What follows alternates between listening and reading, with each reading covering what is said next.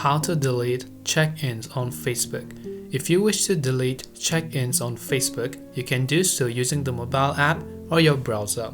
So once you're here on facebook.com or the app, first of all go to your profile page by simply clicking your profile icon from the top left.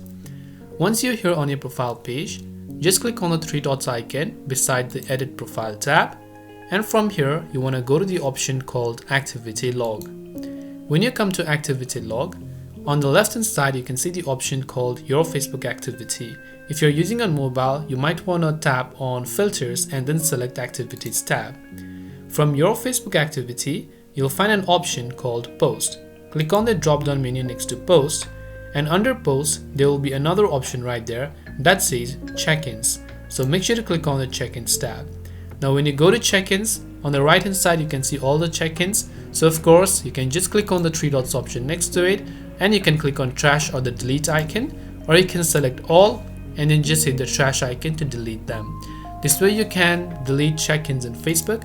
I hope the video helped you. If you have any questions, feel free to leave them down. Thanks for watching and see you in the next video.